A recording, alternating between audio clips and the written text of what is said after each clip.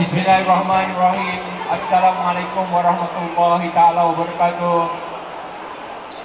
Tuan-tuan dan puan-puan, ladies and gentlemen, all the book lovers, welcome back to the main stage for Pesta Buku Antarabangsa Kuala Lumpur 2023, PBAKL 2023.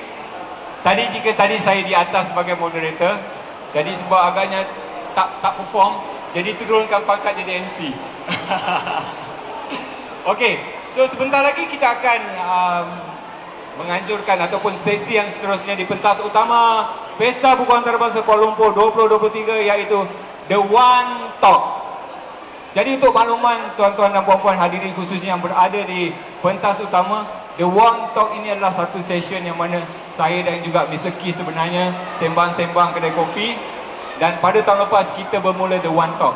Dan apabila One Talk ini kita lihat memberi satu impak kepada semua pemain industri dan juga semua pengunjung-pengunjung serta pencinta buku, maka pada tahun ini kita bawa lagi The One Talk 2.0, yang mana dengan more things that we improve.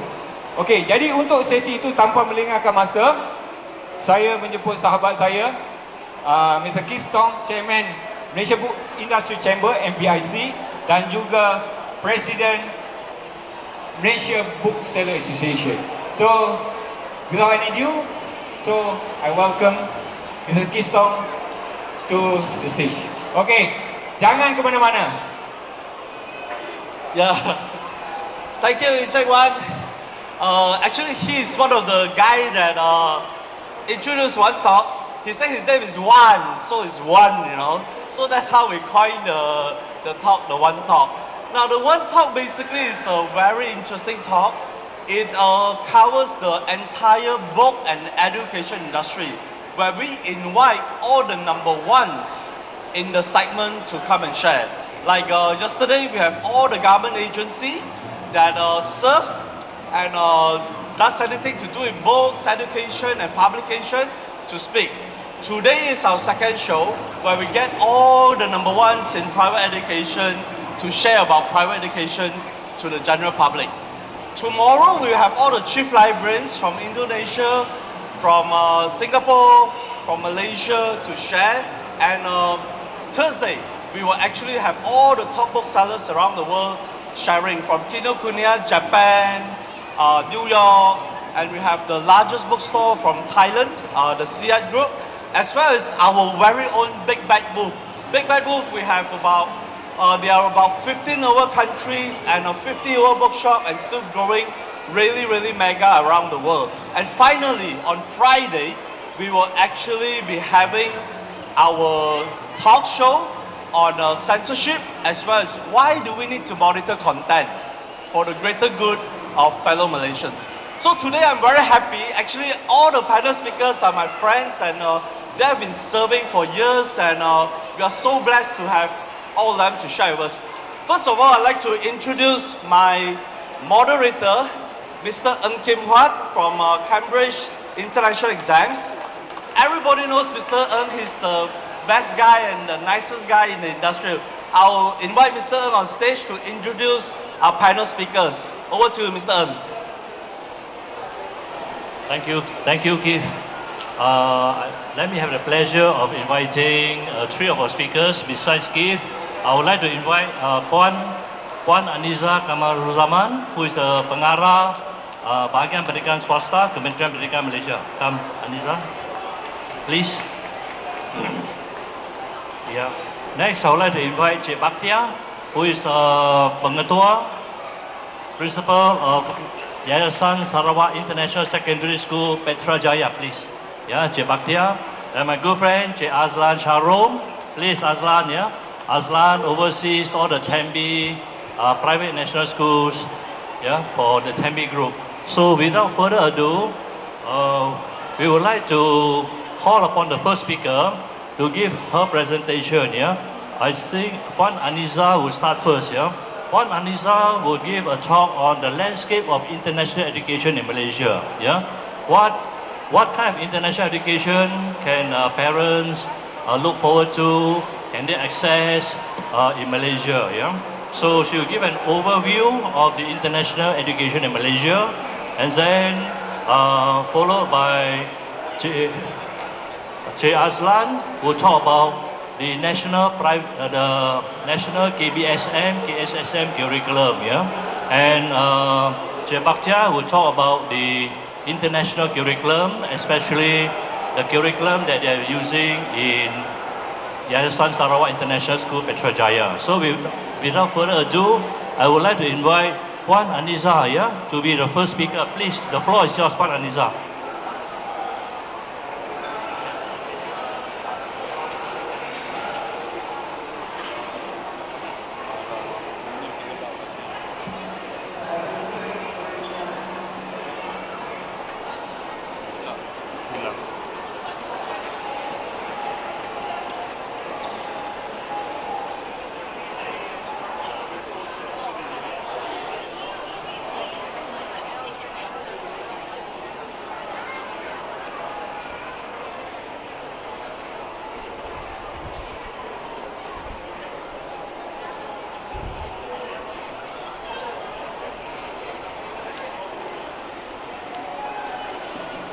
Okay, thank you, Mr.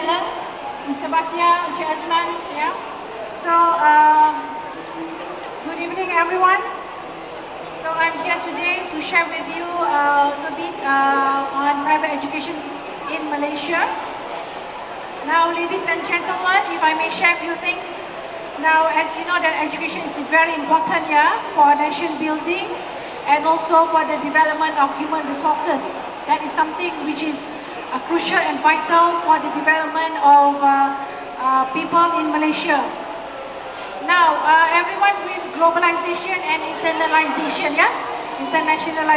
of education has become critical element in human resource and also talent development. So, bearing that in mind, we are part of Ministry of Education.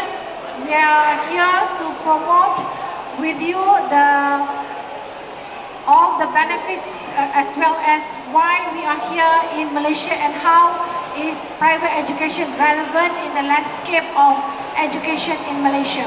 Now, if you look at this, what is being shown there on the screen, that one is something which is very powerful in terms of where it brings the education in Malaysia. For example, here in this case, we are talking about Education Act, yeah, Education Act 1996, yeah, which replaced Education Act 1961. Is a very powerful document in terms of how education is laid out in Malaysia. Now, this act has given the power to our minister to establish schools, yeah, to register schools. And for Ministry of Education, if you intend to set up private schools, international schools, or even language centers other than kindergartens, you have to register with Ministry of Education. Now, if we look at Part 8 of this Act, yeah, which is already there, which you can read for yourself, it's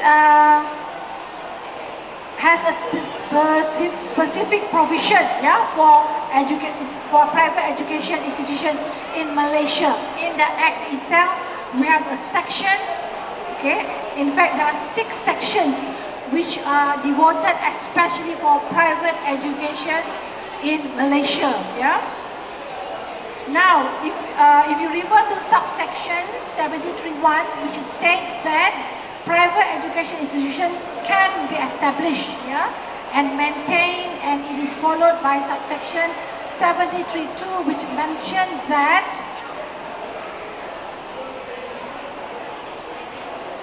every private education institution shall comply with the Act and regulations made under it and are applicable to them. Which means to say, if you fail to register your institutions, there are laws, yeah. Which means that if you are against the law, which are already in the Act, penalty, compound will be taken against you, yeah. Legal action shall be taken against you. Right.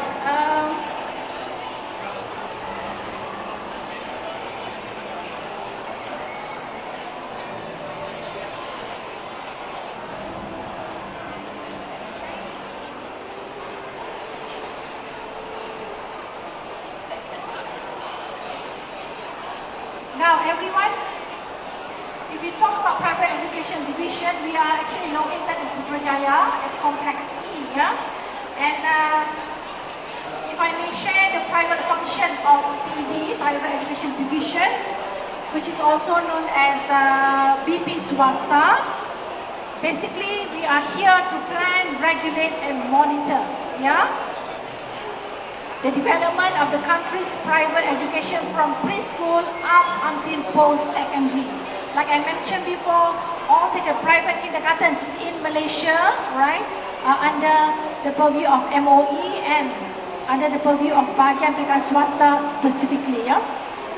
Now, when we talk about plan, right, BP Swasta is responsible to review changes in the education industry and identify the needs in the market. Yesterday, I got the privilege, yeah, to be with two associations, yeah, to do with private education in Malaysia. One is based in Penang, and the other one is based in Klang Valley. So we discussed about how we can talk about way forward of private education institutions in Malaysia, because this is a good platform not just for private education divisions, for private education institutions in Malaysia, but as well as government schools, because we are talking about collaborations, we are talking about sharing best practices, yeah? For example, in terms of ICT, in terms of students development, yeah, talent development, or even in terms of students leadership, because we are talking about preparing our future-ready, future-proof students, yeah. Now, we are here to plan. BP Swasta is also in the planning mode, because we want to ensure that we embrace the changes and the diversity in the private education in Malaysia. But at the same time, it has to meet with the Act and the regulations stipulated in the Education Act 1996. Yeah. Now, in terms of regulating, yeah, and also inspectorate. Yeah, we have the inspectorate division or unit in our department. Now, BP Swasta is also responsible to regulate PEI through updated regulations and guidelines. Yeah, we always refer to the AG's office. Yeah, in order to make sure that we are translating, we understand the Act well. Yeah, and also to make sure whatever is practiced is relevant and compliant to the Act. Now, when we talk about monitoring, yeah.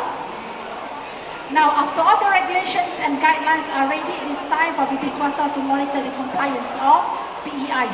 So we have regular checking, which is done by officers at the ground level. Yeah, we have the district officers, we have the state officers, yeah, Jabatan Pendidikan Negeri, and also at the federal level to go down and make sure that all the schools comply to the Act, yeah? And like I mentioned earlier, those who do not comply, legal action can be taken against them, yeah? And we offer a compound up to 15,000 or to those who breach the laws, and worst scenario, they can be brought into court, yeah? Or put behind bars, yeah? Now, ladies and gentlemen, our ultimate goal, yeah, for private education divisions, mainly for the private education institutions in Malaysia, is to make Malaysia a center of educational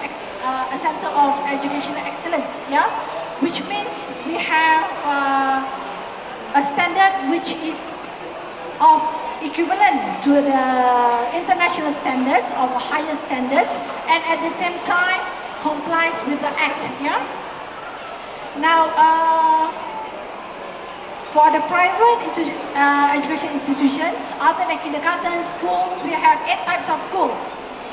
We have the academic schools, we have the international schools, expat schools, special needs schools, yeah, and also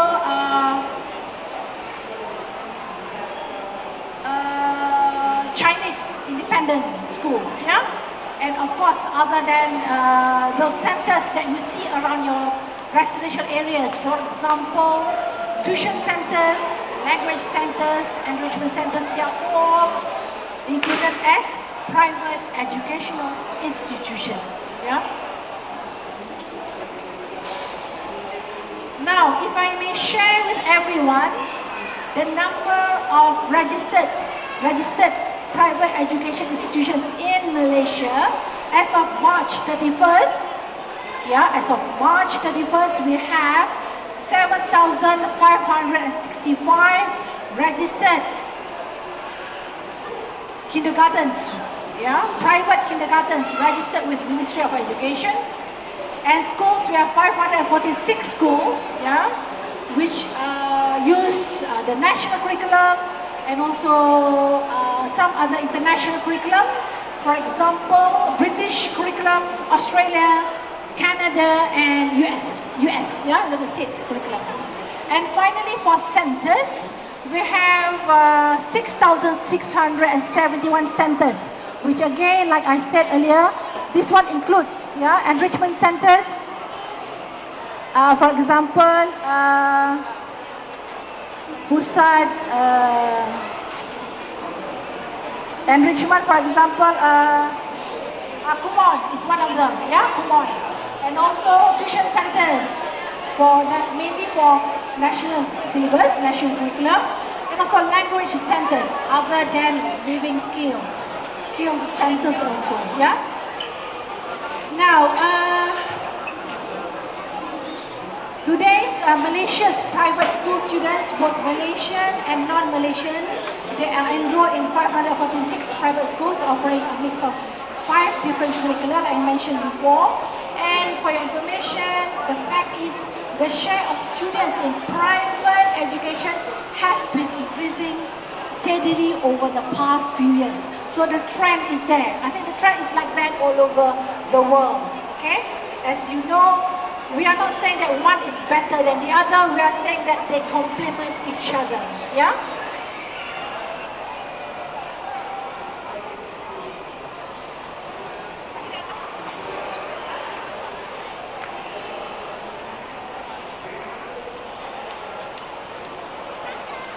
Okay. Right. Ladies and gentlemen, MOE believes that the existence of private education institutions is crucial to the development of education in Malaysia. Right? I'm sure some of us today, here in front of us, yeah, some of your children are actually enrolled in private schools. Some are in government schools. Yeah. Then one is like it depends on the individual. There are many factors, right, or criteria which makes an individual or a parent decide to send a child to a private or a government school. Yeah. What's important here is that we want to have a good collaboration between private education institutions and government schools, because at the end of the day, we have Malaysians and also non-Malaysians in both types of education system. Yeah. Now, if I may share about what happens in the Sabah and Sarawak, yeah. Now, in Sabah and Sarawak, yeah, we provide education also to remote areas where it's not viable for the government, such as in remote areas in Sabah and Sarawak. Mind you, we also have kindergartens and also small private schools, right, in the remote areas in Sarawak. Yeah, and for example, in Sabah, the Sabah Mission of Seventh-day Adventists has set up 11 schools in remote areas of Sabah, such as, to mention a few, such as in Tenggilan and Kota Belud. I'm not sure whether you are familiar with this. Kota Belud is like an hour's drive from Kota Kinabalu. Tenggilan is like half an hour or more, yeah, from Kota Kinabalu. Even though we can say that it's like not very far from the city center, but it's not actually in the middle, in the midst of the town of Kota Belud. It's quite in the interior part of Kota Belud and Tenggilan, right?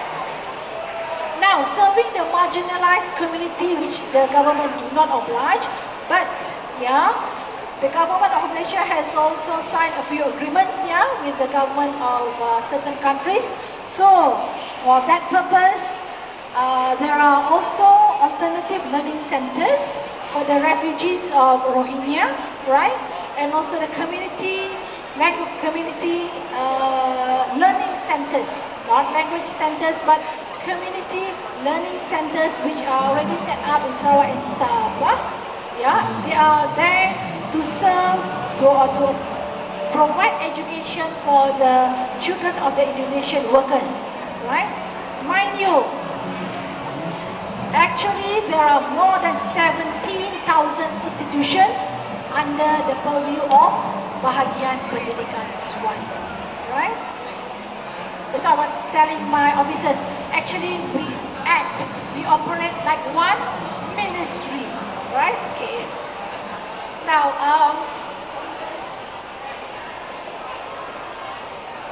in terms of various curriculum that we offer, or even for the parents to choose for the children, yeah. So MOE believes in the democracy in education, which means the parents have the liberty, they have the choice to send their children for the best education services that meet their needs, yeah. Now, like I mentioned before, well-renowned curriculum, for example, British and international baccalaureate has been provided by more than 200 international schools in Malaysia. So this is something which is like mushrooming also all around Malaysia.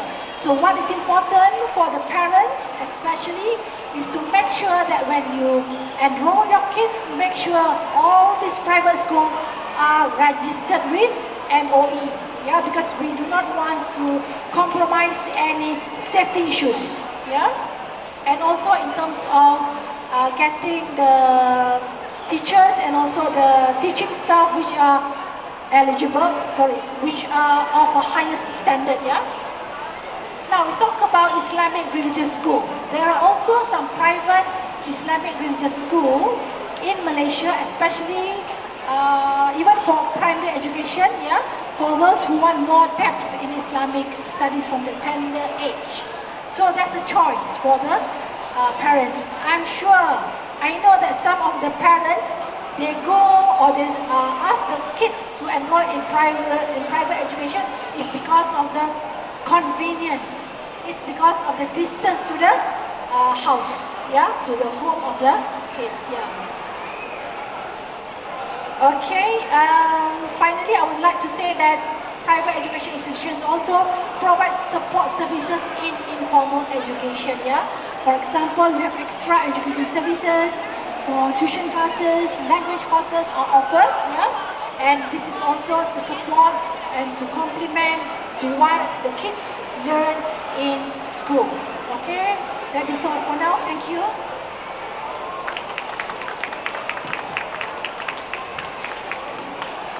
Testing. Thank you, Puan Aniza. So I think we heard from Puan Aniza the overall picture of private institutions in Malaysia, yeah. And it's quite amazing what she mentioned. Private education division is almost like one whole ministry of education, yeah. You look at the number of private education institutions in Malaysia, 15,000, yeah. And the ministry is only the whole, the thing is 20,000, 10,000 primary, 10,000 secondary. Am I right, Sophia? 20,000 total, 28, 10,000 total. So I think you're even more than the ministry, yeah. So kudos to you all. So what she mentioned about the role of Bahagian Pendidikan Swasta, yeah, to plan, regulate, and also to monitor, yeah. So with that, I'll call on the second speaker, and if we have time, we open up the floor for some questions and answers, yeah. So thank you, Puan Aniza. I would like Next, I'd like to call upon Cik Azlan. Cik Azlan will speak more about the national curriculum. Yeah, how Malaysians also we have a choice to choose a national curriculum. The key word here is what Puan Anisa said just now is complementary. Yeah, every curriculum complements one another, and it gives parents a wider choice of schools to send their children to. So with that, I would like to invite Cik Azlan. The floor is yours, please. Thank you. Terima kasih, Encik Eng. Assalamualaikum warahmatullahi wabarakatuh. Good evening, everyone. It would appear as though I sort of compared notes with Puan Anisa, because actually where I want to pick up does actually relate to what she talked about just now. Thank you, Keith, and organizers for inviting us to speak. Actually, International Schools Partnership, ISP is a British company which has today about 70 schools around the world. In Malaysia, we have 9 schools, and out of the 9 schools, all offer the British curriculum, but 5 offer the Malaysian curriculum. Yeah. So what I will talk about, just sort of carrying on from what Puan Anisa mentioned, is specifically on what under Kementerian is considered the sekolah-sekolah swasta akademik, which is the national curriculum schools, and I will touch a little bit on the international schools because that's who we are as well, although Cikgu Bahtia will obviously be talking about that more in detail. Now, what I thought I would do in these 10 minutes or so is try to give a sense of who private schools are. Okay, so you'll have to pardon me for making some assumptions as to the audience that I'm addressing. But okay, the bill. When we talk about private schools, I think to Puan Anisa's point, private schools actually are about providing a choice to parents. Yeah. And my first bullet there was a nice build which obviously didn't work. The first point is this: it is universal and human nature that we all want the best for our children. Okay, but the thing is, we must provide our children the best that is available to us. And in some circumstances, the option of pursuing private education is an option. Is available, yeah. But please don't make any mistake. Yeah? We have over 10,000 government schools in Malaysia. From the latest stats that Puan Anisa shared, about 500 national and private national schools. I can assure you, every educator, every teacher in this country, every administrator of a school, ya, tak kisah sama ada swasta ataupun sekolah kerajaan, we have the same desire, which is to provide the best for our children, and parents want this, yeah. And of course, when you're talking about schools at K-12, it's about preparing the foundation so that they can then pursue the next step. That's what it's about. Yeah? Now, I think it's important to appreciate that in Malaysia, and if I'm not mistaken, the advent of private schools in Malaysia probably started in the early 80s and started to snowball from there. Yeah? Traditionally, private schools in Malaysia are started by individuals or groups who want to offer something additional, who want to make a difference. Yeah? Jadi niat tu, the intent of starting a private school, back to Puan Anisa's slide, is about augmenting. It is about, trying to do something which they may feel is not readily available in the current setup. Yeah. And in my few slides, just want to set the context. I'm going to be talking about, like I said, private national schools and international schools. Yeah, I will not be referring to like Chinese independent schools and all that, but they are there. Yeah? So in essence, this is why private schools exist, right? And yes, by definition, private schools are not state funded. Therefore, it does require investment to enroll children in schools. But you know, I think one of the perhaps urban myths about private schools that should be put right is that, you know, just because a child goes to a private school, you know, does not mean that they are coming from wealthy families. Ya, mungkin dulu orang fikir kalau hantar sekolah swasta anak orang kaya, tak semestinya ya. There are many families who really have to prioritize and sacrifice for their children's education, and not all schools are at the same tier. Yeah, I'm you know, very proud to say that the schools under the ISP group are what we would consider to be mid-tier, right? So, moving on. So that's the why. That is why private schools exist. You know, and even in the case like when ISP came into Malaysia about 3-4 years ago and acquired up to 9 schools. As a group, our you know, we have synergies with the schools that we acquired, right?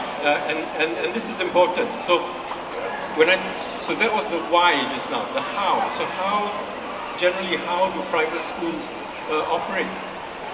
Fundamentally, all these building blocks are the same in any school that you go to.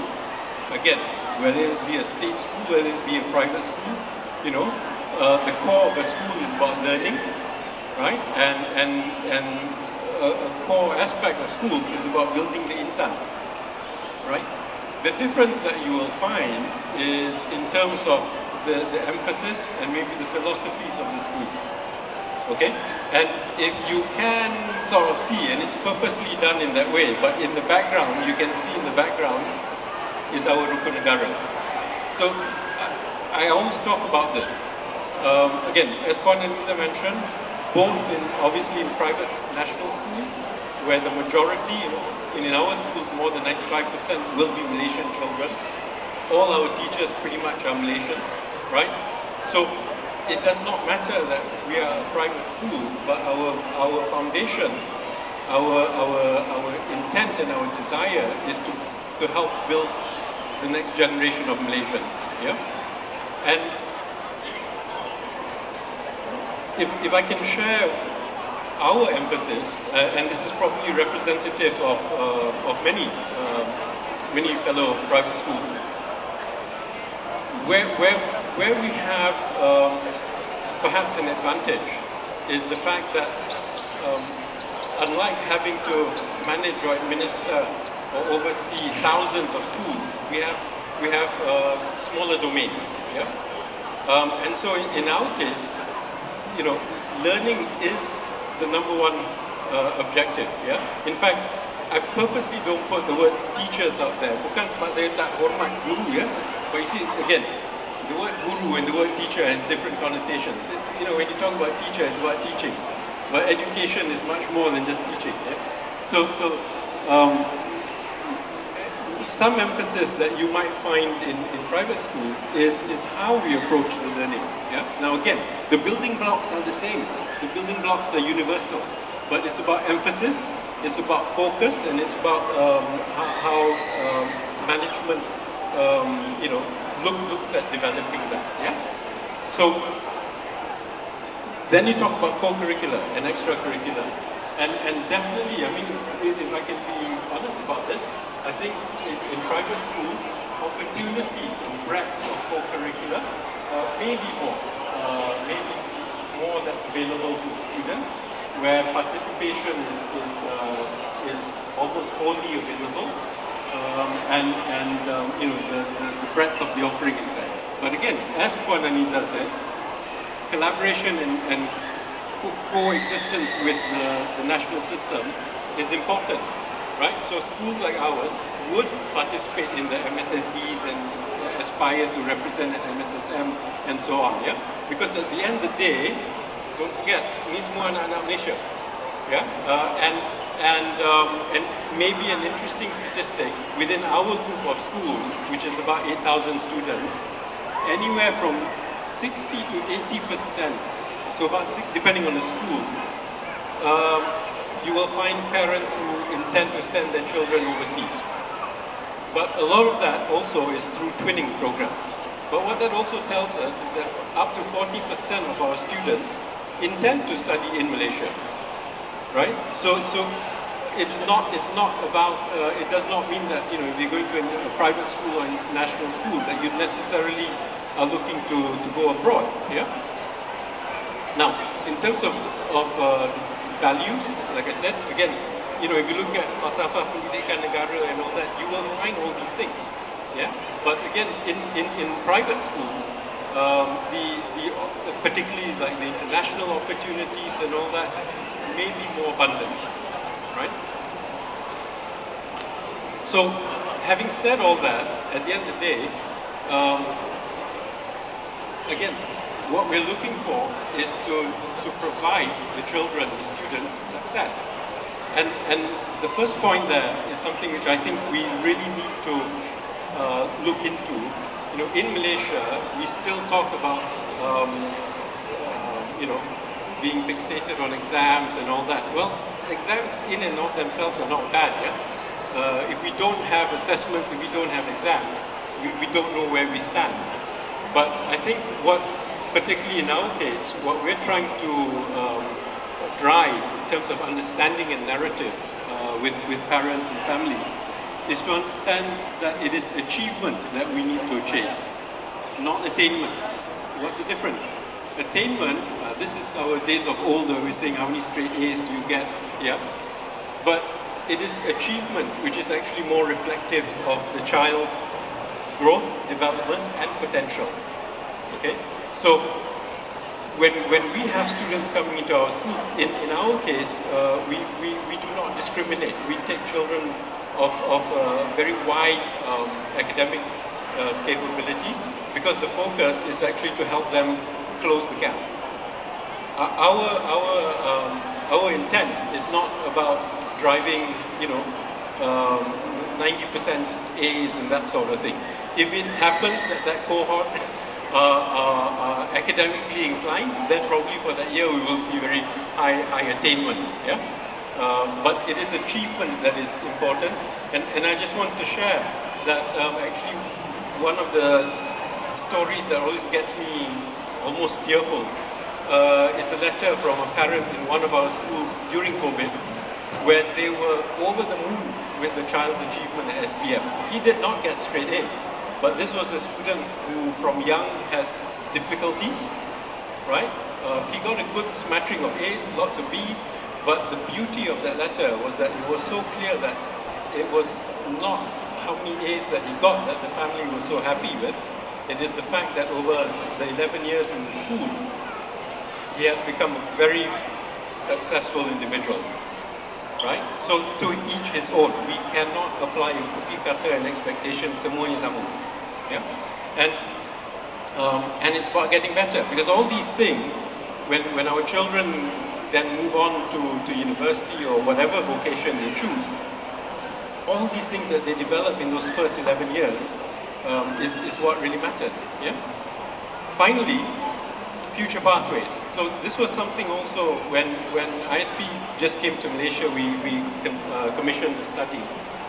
Unsurprisingly, there are certain perceptions. I think again, Puan Aniza touched on it. There are perceptions on, kalau sekolah antarabangsa is better than a national private school, right? There are perceptions on if I want to go overseas, I need to go to an international school. I think what we really want to drive is that, it is about providing the best education. Curriculum in and of itself is not the sole determinant. In ISP, with our 70 schools today, we have 19 curriculum, be it schools in Spain, South America, or what have you. And our focus, to us, it doesn't matter what curriculum the school offers. We focus on how do we build fantastic, amazing learning environments and that sort of thing. So future pathways in any school has to be focused on the needs and ambitions of the child. And I would say that, again, if you're leaving at SPM or after your IGCSEs, you still need your pre-university. right? So you're not, and we know that SPM is widely recognized, leading up to pre-university options. Yeah. So the future pathways are open, are wide open, right? Okay. Very mindful of time. Sorry about keeping. That's my 10 minutes or more. Thank you. Testing. Thank you, Azlan, for sharing with us. I just pick up a few quick points. What you say about Rukun Negara, a lot of Malaysians, even we study international schools. But you have to remember that as Malaysians, you also have to study Malay.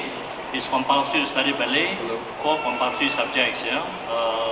Malay, Malaysian history, Islamic education for Muslim students, and moral studies for non-Muslim students. So thank you, Azlan. I just want to pick out a point about always seeking the best available option for our children. I think as parents, we always want to do that. So we look at what are the options available for us. So he focused a lot on mainly the Malaysian curriculum, but also the importance of choosing the right curriculum for your child. Thanks a lot, Azlan, for sharing. And next, I would like to invite Cik Bakhtia Effendi.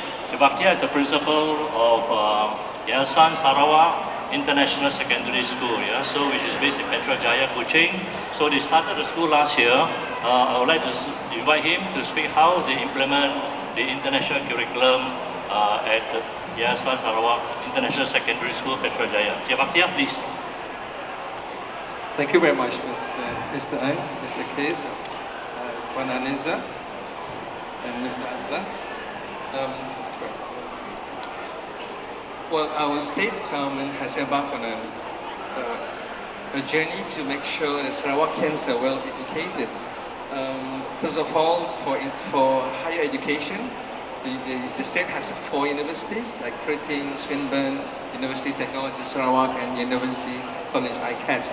And they also have centers of excellence for training in technical sector. And also for primary schools, Sarawak has implemented the dual language program, where up to now, all pupils up to primary 4 are doing science and mathematics in English. So for all Sarawak primary schools, national primary schools. And in international education, the ministry, already the government has started the international education to give the opportunity for parents from or who do not have the opportunity to have international education. So I will share with you a little video on the setting up of the school. We have the video, please. Thank you.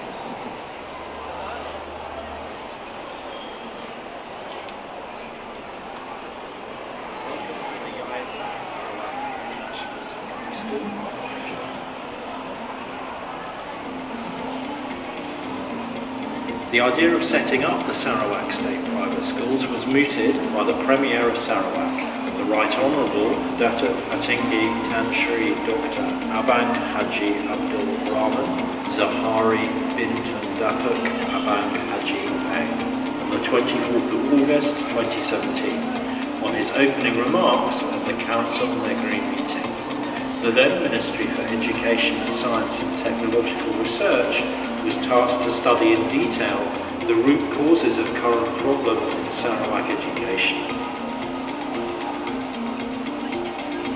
Among the main challenges of our current education system include inadequate emphasis on English, resulting in low English proficiency amongst pupils.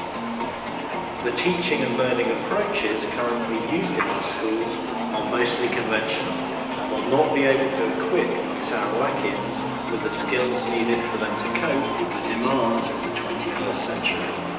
Due to the high cost of education, parents with limited income cannot afford to send their children to private international schools.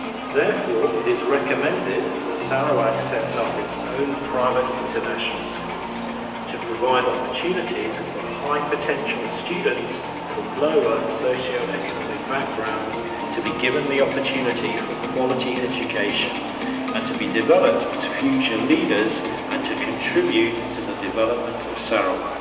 Thus, the establishment of Sarawak State Private Schools will be run like private schools by the state government. 5 schools will be established. 2 schools in Kuching, 1 school each in Cebu, Bintulu and Miri. The objectives of establishing the Sarawak State Private Schools are to identify high potential pupils from socially, economically disadvantaged families and to provide them with the opportunity to realise their full potential by giving them access to quality education, and to ensure that these pupils will continue to excel in their studies. Subsequently, it is hoped that these pupils will contribute back to the state after the completion of their tertiary education. The Yayasan Sarawak International Secondary School Putrajaya is located in Kuching North, 12 kilometres from the city centre. It has 28 subject-based classrooms, equipped with science and ICT laboratories, libraries, a multi-purpose hall with badminton and futsal facilities, a football pitch, a basketball court, a state-of-the-art sports hall for games and fitness training, a performing arts room, pupils' hostels that can currently accommodate 150 boarders, and an administration block with meeting rooms and staff rooms. The curriculum. The medium of instruction and communication is English. The syllabus will be the Cambridge International General Certificate of Secondary Education, IGCSE. This will give the opportunity for students to continue their tertiary education either locally or overseas. However, to ensure that the pupils have the option to enter local universities, they will also be taught and prepared to take a Malaysian national curriculum and to sit for their SPM examination. Thus, pupils will obtain both the IGCSE and SPM certificates after Form 5. The pupils will be provided with a strong academic foundation, especially in mathematics, sciences, English, and higher order thinking skills, which would enable them to excel in TIMSS and PISA, as well as their studies at tertiary level. The pupils are offered a range of sports and games to choose from, so they can excel as sportsmen and women. They will be trained in public speaking, leadership skills, and global perspectives. The school premises were handed over to Yayasan Sarawak on 30th March 2022. The first intake of Year 7 pupils were registered on the 3rd April 2022. The school term commenced on the 4th April 2022. To prepare them for school, the pupils were oriented to the new environment to familiarise themselves with secondary school education and living in school as boarders, with one another, as they come from different parts of Sarawak, from different backgrounds and from different ethnic compositions, and with face-to-face schooling after 2 years of online lessons, and also with the use of English as a language and communication instruction. It is our commitment to nurture our pupils so that they can become the model citizens and charismatic leaders of tomorrow. Yayasan Sarawak International Secondary School, a premier school.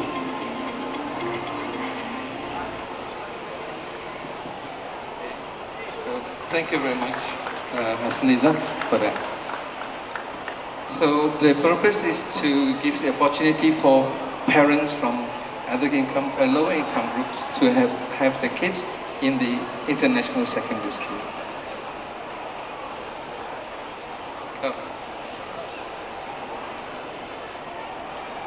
So that's the B40 group.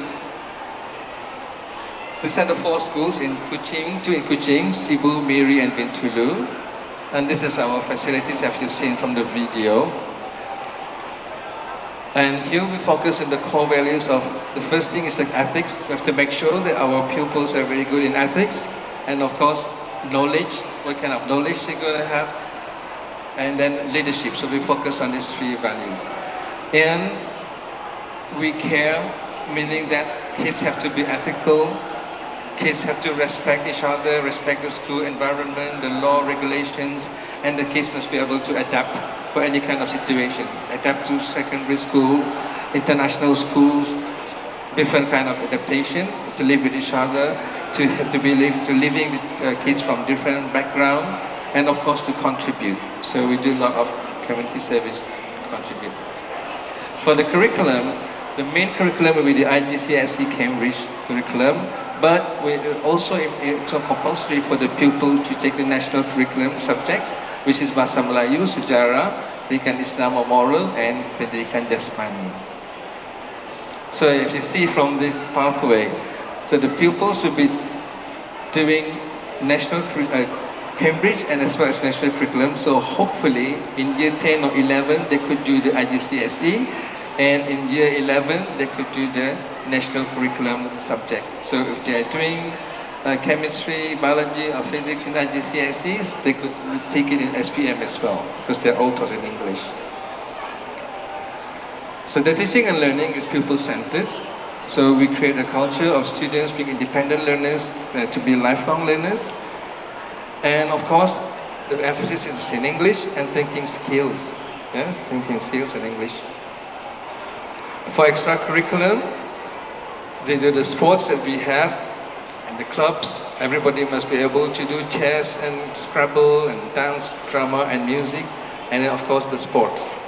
And of course for the service, we're going for the Duke of Edinburgh Award and the voluntary service. We are also very much into STEM. Yeah, so most of the kids, everybody has to do STEM from year 7. Research-based with a lot of entities and agencies. We work together with the museum, and of course we have a collaboration with many institutes for our teacher training and so forth, like Institute Amdin Baki and Cambridge. Yeah. We do visits to different parts of Sarawak, and we get visits from other schools to our schools. And we celebrate also, so we have the celebration of all the what we have in the school, Hari Raya or whatever, but it's more in education, not just to celebrate. Most of them are for creativity. Yeah. And if you see here the enrollment of the students, 40% of the pupils are from the B40 group, 40% are from the main 40 groups, and 10% from T20 group. So we include students from all kinds of background, Malays, Iban, Bidayu, Chinese, Melanau, and other ethnic minorities. And this is another initiative that we have. The students are exposed to the Sarawak identity, yeah, so that they could be united, they could be confident, and they could be cultured. And students are exposed to the politics of Sarawak, economy, our history, tradition, practices, and demography of Sarawak. So they do research and presentations, and the discussions and forums and sharing of ideas. Yeah. So this is our strategic goals. We, as any other schools probably, we go for the student potential, teachers' quality, leadership, and of course, highly involved in community involvement. Yeah. So here's the fees. If you look at the fees, and for B40, they're fully funded. They have everything there. And for M40, they pay 300 ringgit per term, which is like 100 ringgit per month. And for T20, 350 ringgit per month. So apply to the school, the pupil must be Sarawakians. They must at least have a band 5 of classroom-based assessment, and they must sit for an assessment test at the Jabatan Pelajaran Negeri Sarawak.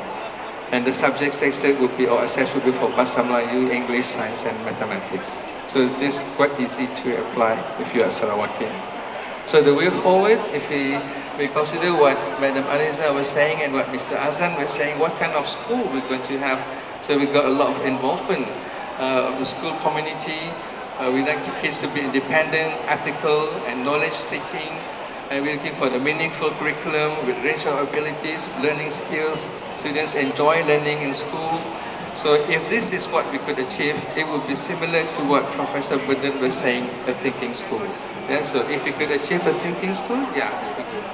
So ladies and gentlemen, if we could do that, we could be successful. So that's it for the moment from me. Thank you very much.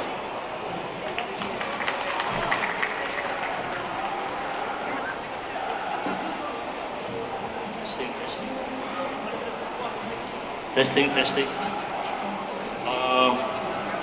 Thanks a lot, Jebaktia Effendi. I think we give him a round of applause, yeah, for sharing with us Sarawak. A lot of good comments there. What I like is every school, I think, yeah, not only Sarawak schools, yeah, every school ought to be a thinking school, yeah.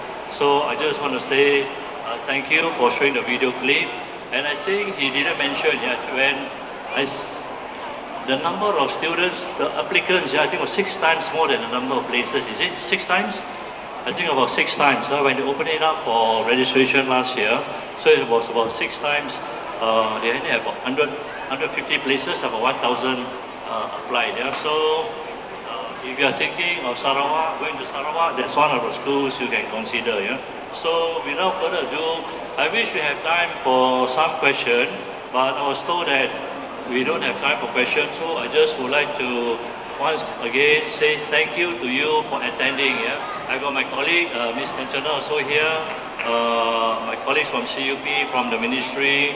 So I just want to say thank you, all of you from the various schools. Yeah, so and those who attended this book fair, to say thank you to the host as well. Yeah, so for this opportunity. And once again, I think let's give the speakers a round of applause, yeah, all of them. Yeah? Okay. So with that, if you have any questions to ask, you can always catch them separately. I would just like to bring this session to a close, yeah. So we hope to see you again, and I think I invite the speakers to have a group photo. Yeah. So I wish you a safe journey back home. Thank you.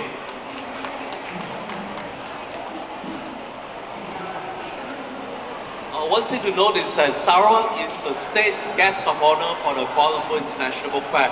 The Sarawak booth is right at the end. Do spend some time, they got lots of goodies and a lot of good things. Okay? Alright.